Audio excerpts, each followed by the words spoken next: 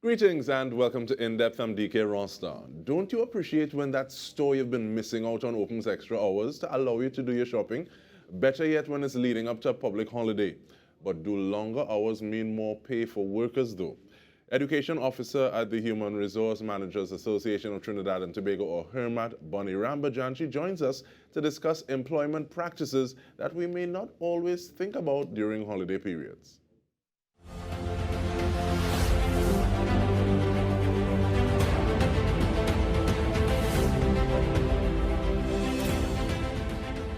Thank you for your time, Ms. Rambhajan. And I want to start off because sometimes we see that the hours are opening and people are hiring more individuals or shop attendants. But what in the main though, what are some of the typical payment structures for shop attendants hired for short periods like Christmas, Carnival, etc.? Okay, great. So DK, as you rightly said, around this time, many of us are going to see stores and other businesses opening extra hours so that you will find persons who are shop attendants, catering attendants, and even household assistants. Many of these persons will be attempting to access extra hours of work during this time. So most of these persons will fall under what we would call the minimum wage range. That is, they may be paid somewhere between $17.50 and that would be $26.50. Yes, so no one should be paid less than $17.50 per hour, that is. So during this Christmas period, you might find that persons are engaged mostly on a day-to-day basis. Some persons may be offered a weekly rate. You'll hardly find that for short-term employment, persons will be offered a monthly rate.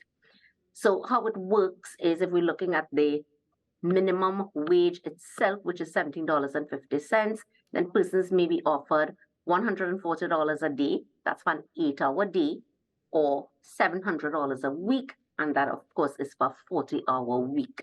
Yeah.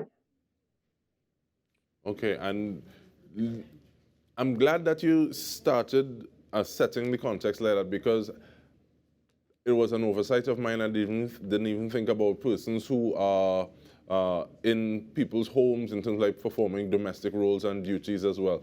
So sometimes those oversights can just lead to, well, you all fall down.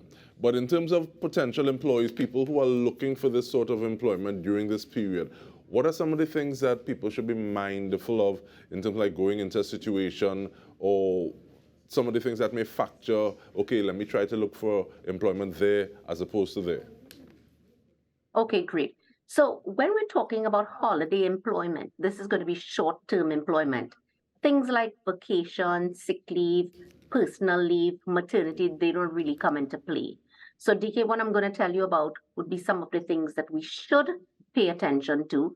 And if someone is going out there looking for employment, these are some of the things to keep in mind. And later on, we could talk about, what employers should keep in mind when they hire people during the holiday period. So if you're going out to look for holiday employment, first of all, you do want to find out about what exactly are the hours. Am I going to be working an 8-hour day, which is typically considered to be the normal work day? Am I going to be working 40 hours for the week? Or if, for example, you need me to work 4 days for the week, am I going to be working 10 hours per day for 4 days? What's the arrangement? So I need to find out that first of all. Then, of course, I want to find out what's the actual rate of pay. The minimum wage rate, and I'm saying it again, is $17.50 per hour. So that should be the lowest rate that anyone is working for. If I am going to be working for hours that are beyond the normal work day and then hours beyond the work week, so for example, if I'm going to be working 45 hours instead of 40, then overtime becomes a question. And I should be paid overtime for the hours that go beyond the normal working hours. Yeah. Now, you would find that in short-term employment, many times employers are not so very particular about counting every single hour, and persons who are looking for this type of work are just happy to get the job, even if it's for a short period of time, so that they too are not counting hours. However, if we are to be fair to employees, we need to make sure that we are paying them properly and that employees are paid at least 17.50 per hour. And if persons are going beyond normal working hours as per the arrangements we make with them, either an 8-hour workday, which leads up to a 40-hour work week, or let's say, as I said before, 4 days per week at 10 hours per day, then we need to make sure when persons work beyond that time period, they are being paid overtime. And the minimum wages order, and this is actually the 2014 order, spells out, Dike, how that overtime should be applied. So it's very clear in terms of how overtime should be paid to persons who are working beyond the hours that are set out, or the normal working hours. Yeah. So if we're talking about exceeding the hours, then there is a schedule. So you can actually research this and go to the order. And the schedule talks about time and a half payment for the first set of hours after the normal hours, and it moves on like that. Yes. Also, if you are seeking employment during this period, you need to find out, is Sunday part of my normal working schedule, or is Sunday not a normal working day for me? So then, if I am called upon, I didn't plan for it, but I'm called upon to work on the Sunday, then this will determine how I should be paid. Yes? So the days of work, the hours of work, the rate of work, all of these are things that we should be taking into consideration. We also need to make sure, if we are going to set up an arrangement with an employer, although it's for a short period of time, that we talk about what will be the break periods.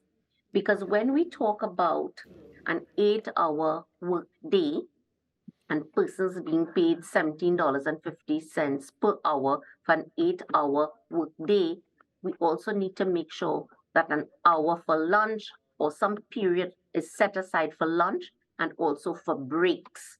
If you have persons working beyond the normal hours, then a break so that the person can have something to eat or drink, these things are a must.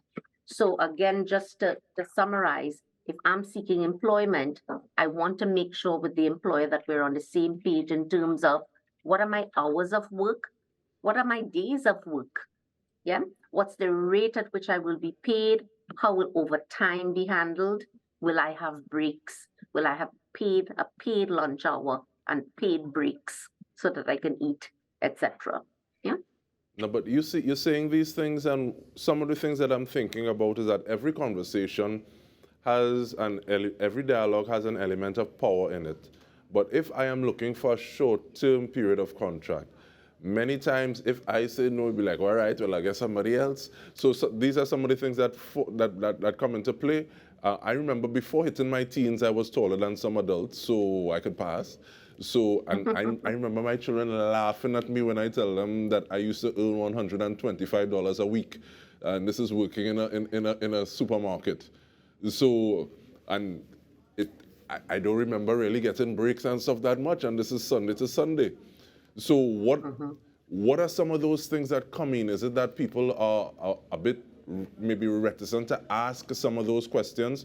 So Costa recently had the inaugural lecture series, and there's a woman who migrated from Venezuela, and she said for a period of 8 months, she was exploited, and days may have been as long as 20 hours in a day.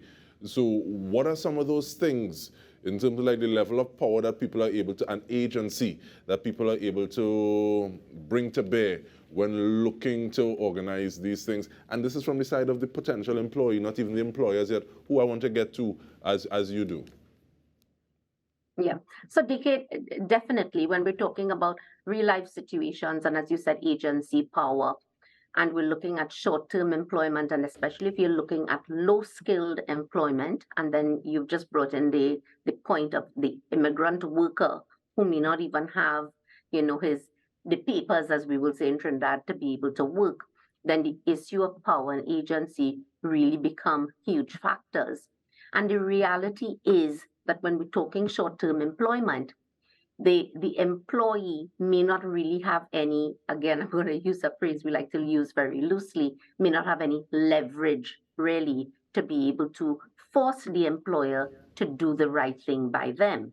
So that here really, what I would say is that we have to implore employers and really ask them to be humane in their treatment of the human resources they employ and really try to get employers to do the right thing.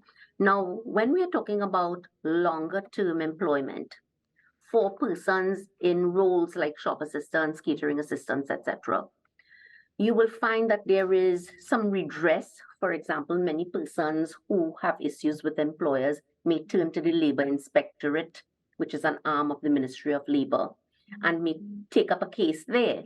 Now, you find that's not going to happen if we're talking about somebody really being employed for December, the month of December only, when it's not even a full month in December. So that from on the employee side, they may also not see it making sense to take up an issue where they feel that they are being treated unfairly or they may not be getting everything they need. So when we are talking about short-term employment like this, we really have to try to get employers to do the right thing and to treat people well, because it's not going to be an issue of employees picking up issues. And we really do not want employers to look at the opportunity of providing employment during the Christmas period as a chance to take advantage of employees. It's not the right thing to do. So if I could just jump straight into it, But even before, if even I had before you to jump speak, straight into it, sure. remember your point, please, because I want you to be able to expatiate on the other side of the break, as opposed to just saying, okay, well, to truncate your message. But we continue the conversation. We are speaking with the Education Officer of Hermat, Bunny Rambhajan. We continue this conversation when we return. Stay with us.